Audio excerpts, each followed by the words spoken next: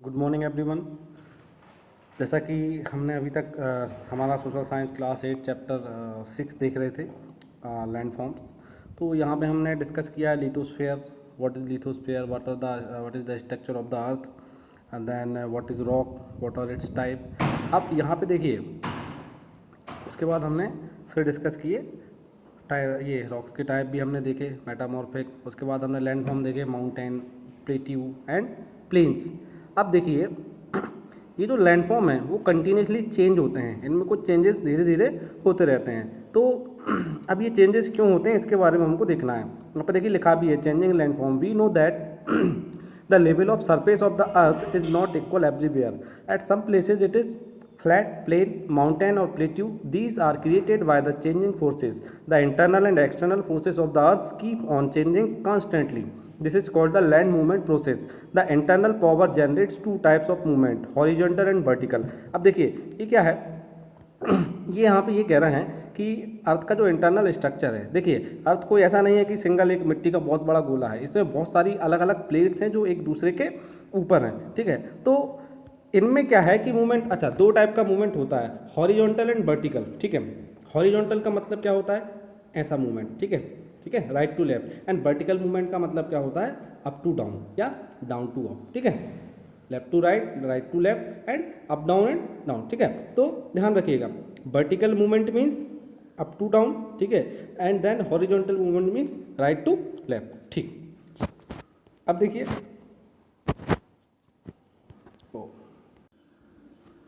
Okay तो यहाँ पे आपके दो टाइप के मैंने आपको चेंजेस बताए, कौन कौन सा, वर्टिकल एंड हॉरिजॉन्टल। अब देखिए इनको भी दो अलग अलग पार्ट में डिवाइड किया गया है, और वो क्या है, दे हैव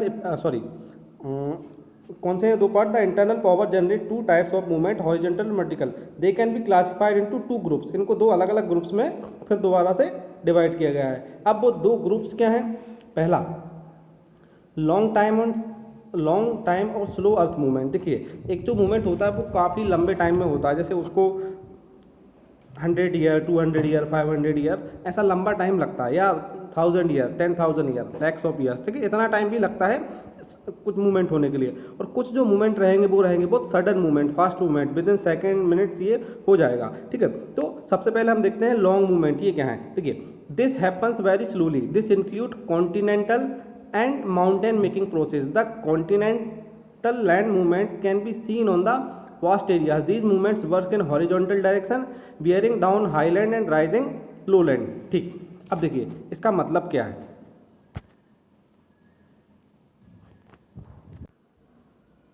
ओके हाँ सॉरी थोड़ा सा इंटरप्शन हो गया ना। हाँ तो जो लॉन्ग टाइम और स्लो अर्थ मूवमेंट होते हैं वो क्या करते हैं, जैसे कि आपके अर्थ पे जो कॉन्टिनेंट्स हैं, ठीक है, तो पूरा उसमें कॉन्टिनेंट ही एक जगह से दूसरी जगह मूव होता है। जैसा कि आपने देखिए सुना भी होगा कि पहले जैसे आज अर्थ पे 7 कॉन्टिनेंट हैं। अगर आप वर्ल्ड मैप देखोगे, जैसे कि आपका वर्ल्ड मैप है, ठीक है, इसमें आपको 7 डिफरेंट कॉन्टिनेंट दिख जाएंगे, ठीक है। तो सबके बीच काफ़ी आपको गैप भी देखने को मिलेगा। लेकिन एक टाइम ऐसा था, बहुत टाइम पहले, मिलियंस ऑफ ईयर्स अगो, ये जो सारे कॉन्टिनेंट है ना वो आपस में जुड़े हुए थे, और इसको एक सिंगल, ये पूरा अर्थ पे जितने कॉन्टिनेंट है ना वो सारे एक सिंगल कॉन्टिनेंट था पहले, ठीक है। लेकिन अब टाइम के साथ क्या हुआ, ये धीरे धीरे एक दूसरे से ब्रेक हुआ और अलग हो गया। तो आज हमको 7 कॉन्टिनेंट देखने को मिलते हैं। अब जैसे कि अर्थ आपका राउंड शेप है, तो एक टाइम ऐसा आएगा कि दोबारा से वो एक साथ फिर से मर्ज हो जाएंगे। तो इस टाइप का जो मूवमेंट है उसको बोलते हैं स्लो मूवमेंट। क्यों, क्योंकि इसको होने में बहुत ज़्यादा टाइम लगता है, ठीक है, मिलियंस ऑफ ईयर्स लगते हैं। अच्छा एक चीज़ और, ये मूवमेंट कैसा है, ये हॉरिजॉन्टल मूवमेंट है। हॉरिजॉन्टल मूवमेंट का क्या मतलब है, ये देखिए कॉन्टिनेंट ऊपर नीचे नॉर्मली नहीं होते हैं, ठीक है। तो ये मूवमेंट है, कॉन्टिनेंट अपनी एक जगह से दूसरी जगह की तरफ, सपोज ये एक कॉन्टिनेंट है एंड देन ये एक कॉन्टिनेंट है, ठीक है। तो या तो एक दूसरे के पास आएंगे, ठीक है, टूवर्ड्स ईच अदर, या otherwise it will go away from each other, ठीक है, एक दूसरे से दूर जाएंगे, ओके। तो अब देखिए इससे क्या क्या होता है, these makes continents, plateau, plains on earth, ठीक है। इससे जो स्ट्रक्चर बनते हैं, इससे नए नए कॉन्टिनेंट बनते हैं, ठीक है। इसके अलावा प्लेट्यूज बनते हैं, प्लेन्स बनते हैं, माउंटेन्स बनते हैं। माउंटेन्स कैसे बनते हैं, सपोज आपके दो डिफरेंट कॉन्टिनेंट्स हैं, ठीक है। यहाँ एग्जांपल के लिए मैं बता दूँ आपको, ये आपके दो, एक सपोज ये कॉन्टिनेंट है एंड देन एक ये कॉन्टिनेंट है। जब ये एक दूसरे के जब ये पास आते हैं तो इनमें बीच में क्या होता है कि प्रेशर क्रिएट होता है, जिससे कि ये जो ये वाला एरिया है वो थोड़ा सा उठ जाता है, ठीक है। तो इस तरह से नए नए माउंटेन्स भी इनसे आपको नए नए माउंटेन्स बनते हुए देखने को मिल जाएंगे। ठीक, अब देखिए जो माउंटेन बनने का प्रोसेस है वो दो टाइप से होता है। एक होता है फोल्डिंग, एक होती है रिफ्टिंग। ठीक है, अब फोल्डिंग क्या है, देखिए जैसा कि आप यहाँ पे इमेज में देख पा रहे हैं, the horizontal land movement in the earth causes wave like bend rock, such bends are called folds. In it, the few parts of the rock lifts upward due to bending and some then bend down। देखिए यहाँ पे क्या हो रहा है, जैसा कि आप पिक्चर में देख पा रहे हैं, ये आपका लैंड एरिया है। ठीक है, यहाँ पे इस साइड से भी प्रेशर क्रिएट हो रहा है और इस साइड से भी प्रेशर क्रिएट हो रहा है। तो अब देखिए, जब सपोज आप एक पेपर लीजिए, अब एक बुक लीजिए, ठीक है, उसको दोनों साइड से प्रेशर दीजिए। ठीक है, किसी भी रीज़न से आप हाथ से प्रेशर दे सकते हैं बुक में, लेकिन लैंड जो ज़मीन का बहुत बड़ा कॉन्टिनेंट का टुकड़ा है तो उसमें किसी अलग रीजन से प्रेशर क्रिएट हो रहा है।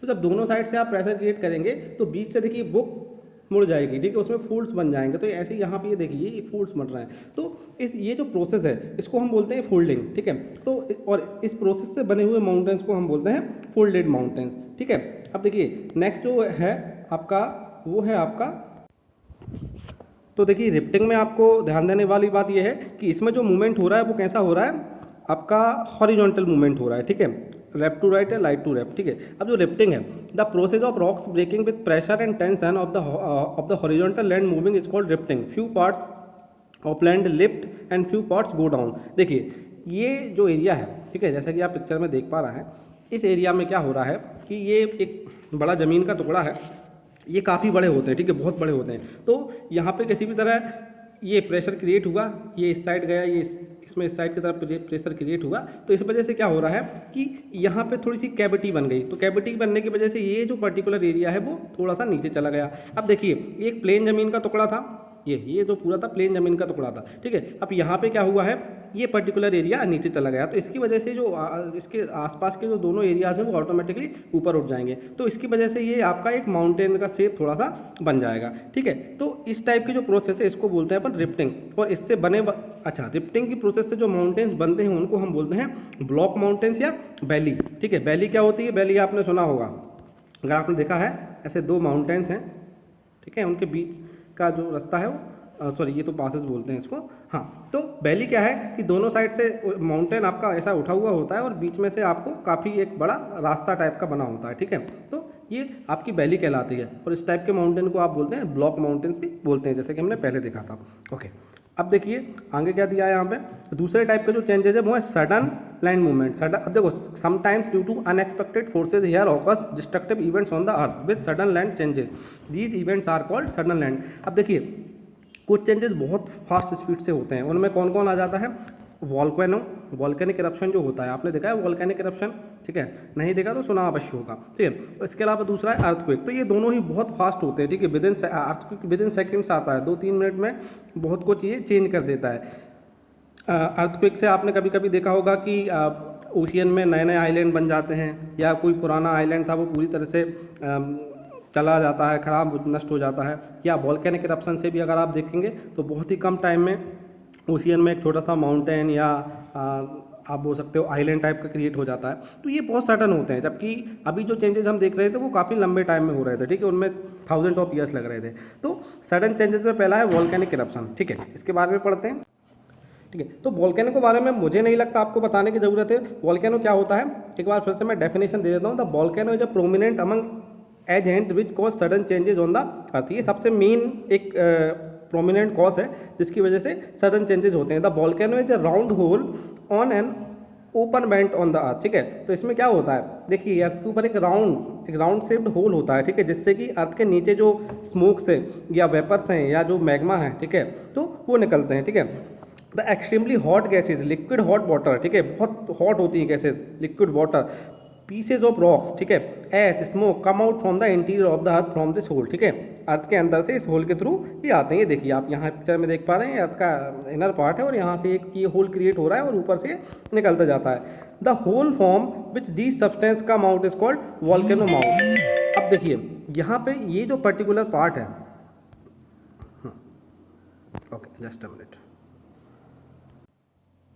हाँ, इसका ये जो ऊपर वाला पार्ट है इसको हम बोलते हैं वॉल्केनिक माउथ। ठीक है, क्योंकि यहाँ से ही सारा मटेरियल बाहर आता है। ठीक है, और क्रेटर, अच्छा इसका एक और नाम है क्रेटर। क्या बोलेंगे इसको, वॉल्केनिक माउथ या crater. I think crater is better word. ठीक है, जहाँ से जो पर्टिकुलर जो होल होता है, राउंड शेप होल, जहाँ से सारा मटेरियल अर्थ के नीचे से निकल के आता है, उसको बोलेंगे crater. And the entire activities are called the volcanic eruption. ठीक है, एक बार फिर से देख लीजिए इसमें हो क्या रहा है। नीचे जो मटेरियल है हाई प्रेशर की वजह से बहुत हॉट है, ठीक है, टेम्परेचर बहुत ज़्यादा है वहाँ पे, तो सारा मटेरियल जब प्रेशर बहुत ज़्यादा हो जाता है तो यहाँ से एक राउंड शेप होल करता है और वहाँ से सारा मटेरियल बाहर निकलने लगता है। गैसेज एटमॉस्फेयर में रिलीज हो जाती हैं, जो सॉलिड पार्टिकल्स होते हैं वो माउथ के थ्रू ये साइड में यहाँ पे गिरने लगते हैं। ठीक है, बाद में ये सूख जाते हैं और एक माउंटेन की शक्ल ले लेते हैं। ठीक है, और ये जो होल होता है इसको बोलते हैं अपन क्रेटर। ठीक, the internal part of the earth is hot, these are 3 reasons for this heat. अब देखिए अर्थ का जो इंटरनल पार्ट है वो बहुत गर्म है। अब इसके गर्म होने के क्या क्या रीजन है उसके बारे में हमको देखना है। क्या लिखा हुआ है यहाँ पे देखते हैं। ओके, तो अब देखिए यहाँ पे लिखा है कि जो 3 पार्ट्स हैं, सॉरी जो रीजन है, ठीक है, अर्थ के जो इनर पार्ट है उसके गर्म होने के, तो पहला है the internal part is hot since the existence of the अर्थ। ठीक है, यहाँ पे लिखा हुआ है पॉइंट नंबर 1। तो जब अर्थ क्रिएट हुआ था, जब बना था, तो उसका कोर जो था बहुत गर्म था। ठीक है, देखिए अर्थ शुरुआत में जब बना तो पूरा गैसेज या सॉलिड पार्टिकल जो थे वो पूरा बहुत ज़्यादा गर्म थे, वो धीरे धीरे धीरे धीरे ठंडा होता गया। तो ऊपर का जो पार्ट है, अपर पार्ट है अर्थ का, वो पूरी तरह से आज ठंडा हो चुका है, लेकिन जो अर्थ का कोर है वो आज भी बहुत ज़्यादा हॉट है। ठीक है, तो उसकी वजह से नीचे काफ़ी ज़्यादा टेम्परेचर होता है। सेकंड जो पॉइंट है the breakup of radio active minerals in the interior of the earth creates heat. ठीक है, यहाँ पे अर्थ का जो इंटरनल पार्ट है वहाँ पे बहुत सारे रेडियो एक्टिव मटेरियल होते हैं, तो वो हाई प्रेशर और हाई टेम्परेचर की वजह से ब्रेक डाउन होते हैं, तो उनसे बहुत सारी हीट क्रिएट होती है। थर्ड है due to the outer pressure of the earth layer the internal parts become hot. देखिए यहाँ पे अगर आप देखेंगे तो अर्थ बहुत बड़ी है, ठीक है, तो उसकी वजह से अंदर जो पार्ट है,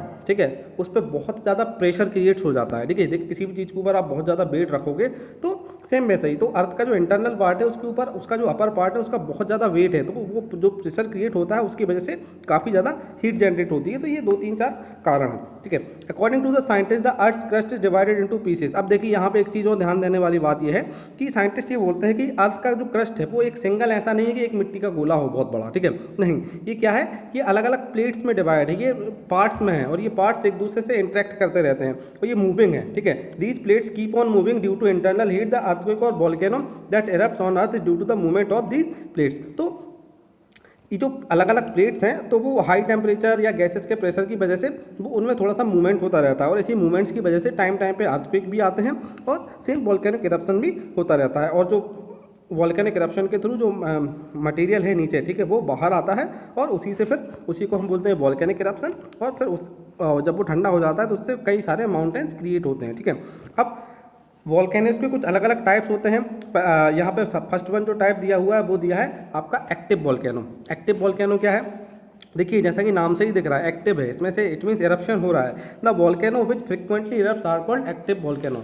the Etna and the Stromboli volcanoes of Italy are the example of active. देखिए एक्टिव वॉल्केनो का मतलब है, देखिए वॉल्केनो ऐसा नहीं है कि एक बार उसमें से अगर इरप्शन हुआ तो बहुत लंबे टाइम तक इरप्शन होता रहता है। ठीक है, देखिए जब वॉल्केनो इरप्ट होता है तो शुरुआत में उससे बहुत फास्ट इरप्शन होता है, ठीक है, बहुत तेज़ी से गैसेज या हॉट मटेरियल निकलता है, लेकिन बाद में धीरे धीरे वो कम होता रहता है। तो कुछ वॉल्केनोज ऐसे हैं जिनसे टाइम टू टाइम इवन हर एक कुछ सालों में या कुछ महीनों में इरप्शन होता रहता है, उसको बोलेंगे हम active volcano.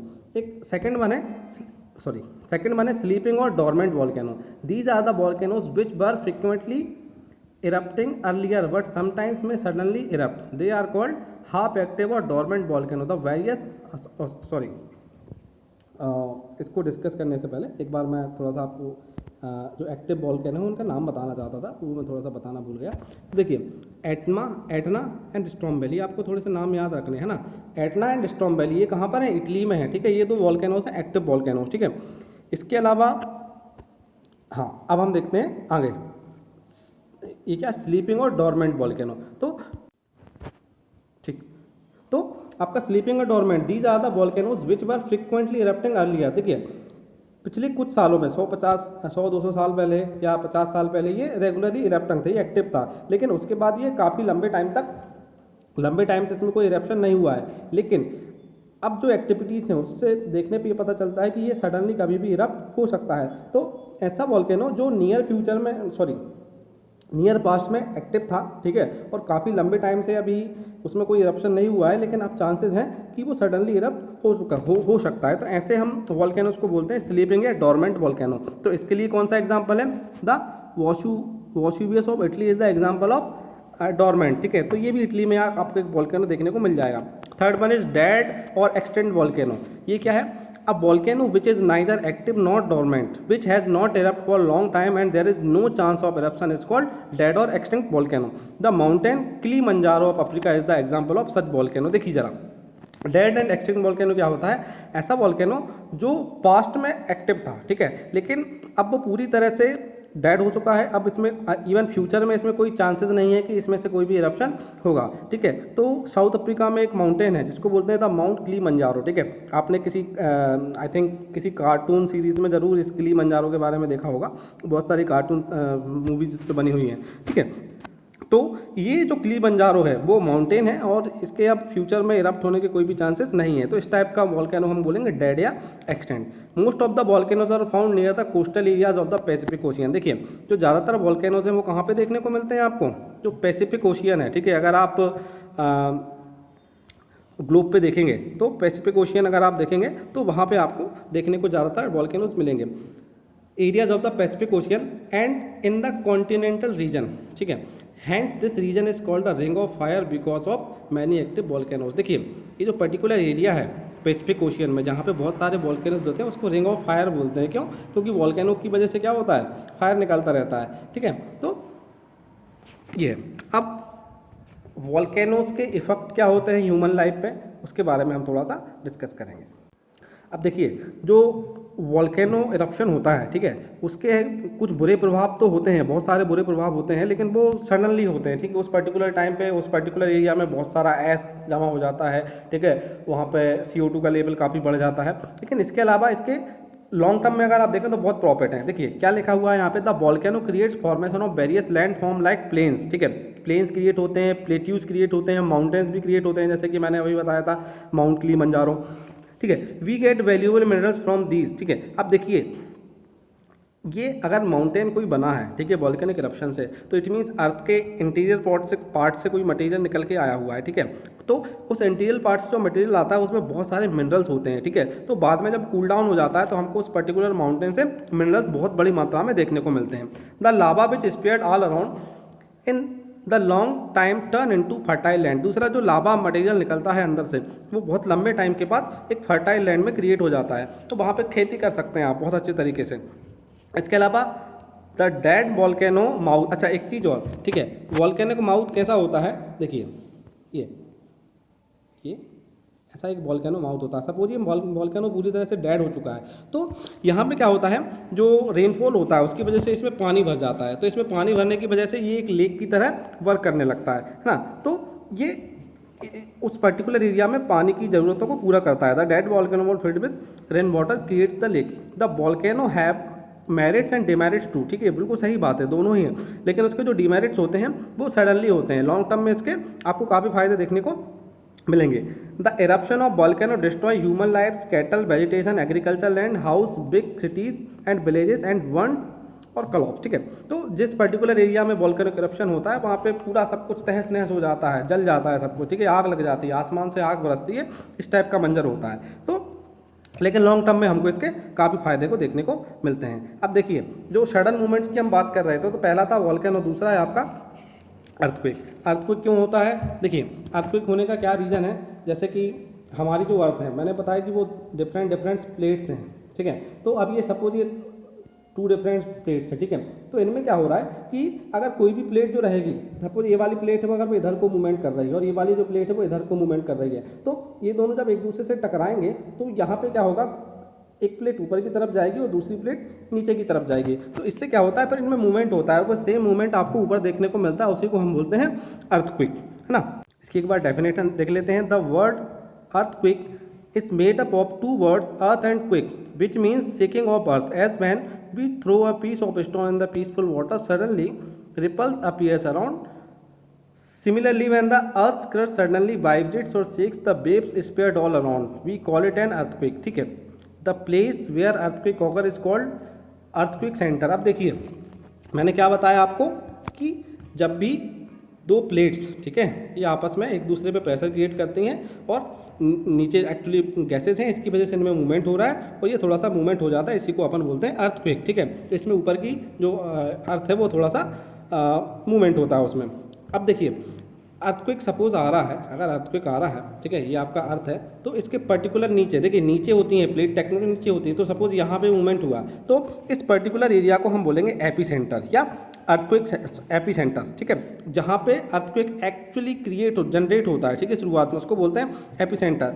And the place exactly over focus where waves of earthquake are felt firstly is called earthquake centre. देखिए ये हो गया आपका एपिसेंटर, और अब जरूरी नहीं है इसके जस्ट ऊपर ही अर्थक्वेक आपको सबसे पहले, हो सकता है कि ये एपिसेंटर यहाँ है और यहाँ से 100-150 किलोमीटर दूर आपको अर्थक्वेक की जो वेव्स है सबसे पहले मूवमेंट यहाँ पे अर्थ के ऊपर इधर देखने को मिले या इधर देखने को मिले या इधर कहीं देखने को मिले। तो जहाँ पे अर्थक्वेक जनरेट हो रहा है वो आपका एपिसेंटर है, ठीक है, नीचे, और अर्थ के ऊपर जहाँ पे सबसे पहले जो आपका मूवमेंट है वो फील होता है, ठीक है, अर्थ पे ऊपर सबसे पहले जहाँ मूवमेंट आपको देखने को मिलेगा उसको हम बोलते हैं आपका अर्थक्वेक सेंटर, ठीक है। तो अर्थक्वेक सेंटर हमेशा ऊपर रहेगा, ध्यान रखिएगा, और एपिसेंटर हमेशा जमीन के नीचे रहेगा। अब अर्थक्वेक क्यों आ रहे हैं, मैंने आपको पहले ही बता दिया है कि the earthquake happens due to sudden movement within the earth. The earthquake also takes place due to volcanic eruption, ठीक है। अच्छा, वॉल्केनिक इरप्शन की वजह से भी अर्थक्वेक कभी कभी आते हैं, ठीक है, काफ़ी हल्के होते हैं। The earthquake also takes place due to volcanic eruption, sometimes the gases और vapour being formed under the bottom of the earth breaks the earth crust to come out and thus earthquake occur, ठीक है। तो जो extra pressure होता है उसकी वजह से जो वॉल्केनिक इरप्शन होने लगता है और साथ ही साथ थोड़ा हल्का सा अर्थक्वेक भी वहाँ पे देखने को मिलता है। तो like volcanoes the coastal region of Pacific ocean, अब देखिए जैसे वॉल्केनोस के लिए मैंने बताया था पैसिफिक ओशियन का जो कोस्टल रीजन था उसको रिंग ऑफ फायर बोलते हैं। तो सेम वही जो एरिया है आपका अर्थक्वेक के लिए भी बहुत ज़्यादा सेंसिटिव है, ठीक है, वहाँ पर बहुत ज़्यादा अर्थक्वेक आते हैं। जैसे अगर आप देखोगे जापान में आपने सुना होगा अर्थक्वेक बहुत ज़्यादा आते हैं। तो Japan experiences frequent earthquake, the mountain areas of the Himalaya are the main zone of earthquake. देखिए इंडिया में भी जो हिमालय रीजन है वो भी आपका अर्थक्वेक का मेन सेंटर है। क्यों? क्योंकि हिमालय कैसा है, अभी यंग माउंटेन है, अभी वो क्रिएट हो रहा है, तो वहाँ पर दो प्लेट्स जो हैं वो आपस में, हिमालय में क्या हो रहा है एक्चुअली, ठीक है, हिमालय में जैसे ये एक अर्थ प्लेट है और दूसरी ये है, ठीक है, तो ये दोनों अभी भी एक दूसरे को धक्का दे रही है, ठीक है, एक दूसरे की तरफ बढ़ रही है, तो जिसकी वजह से हिमालय की हाइट अभी भी यहाँ पे बढ़ती जा रही है, ठीक है। तो इसलिए वहाँ पे टाइम टू टाइम अर्थक्वेक आते रहते हैं। क्या अर्थक्वेक यूज़फुल है, ठीक है।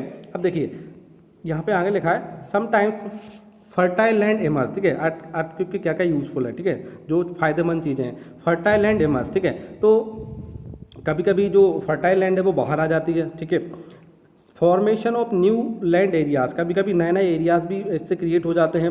Valuable minerals also come upon the surface, ठीक है, जो नीचे मिनरल्स हैं अर्थ के नीचे, ठीक है, वो काफ़ी गहराई पे होते हैं, तो कभी कभी अर्थक्वेक की वजह से वो थोड़ा सा ऊपर आ जाते हैं। And lakes are formed in low lying areas due to earthquake, ठीक है, जो निचले एरियाज होते हैं वहाँ पे अर्थक्वेक की वजह से कई बार लेक्स बन जाती हैं, तो उनमें फिर पानी भरेगा तो वो हमारे लिए फ़ायदेमंद होगा।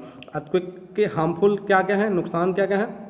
Loss of प्यूपिल and animal, building, railway, road. देखिए आप देखते हैं बहुत सारा नुकसान होता है, ठीक है, कई लोग मारे जाते हैं, बिल्डिंग्स गिरती हैं, आपकी जो रोड्स होते हैं वो डैमेज हो जाते हैं, ठीक है, इसके अलावा रेलवे लाइन सब कुछ डैमेज हो जाता है, ठीक है। उसके अलावा आपका devastating flood occur due to blockage of the river routes, high and devastating sea waves rise. अब देखिए ज़रा, अगर कोई रिवर है, ठीक है, वहाँ उसका रूट अगर उसका जो रूट है, जो उसका ड्रेनेज एरिया होता है, ठीक है, तो वहाँ पे अगर उसके रास्ते में अगर कोई ब्लॉकेज क्रिएट हो जाता है अर्थक्वेक की वजह से, ठीक है, ब्लॉकेज क्रिएट हो गया तो उसका पानी एकदम रुक जाएगा और फिर जब वो ब्रेक होगा तो उससे फ्लड आने के चांसेस रहते हैं, ठीक है, तो एक प्रॉब्लम है। दूसरा, cracks development land and few areas go down due to earthquake, ठीक है, और बहुत सारे एरियाज जो होते हैं वो कई जगह आपने देखा होगा बहुत गहरा गड्ढा बन गया रातों रात, ठीक है, तो वो अर्थक्वेक की वजह से ही वैसा कई बार होता है, ठीक है। तो यहाँ पे हमारा चैप्टर ये खत्म हो गया है। इसके बाद कल हम इसकी जो एक्सरसाइज है उसके बारे में डिस्कस करेंगे। आपको जो भी डाउट हो मुझसे आप पूछ सकते हैं। Okay, thank you.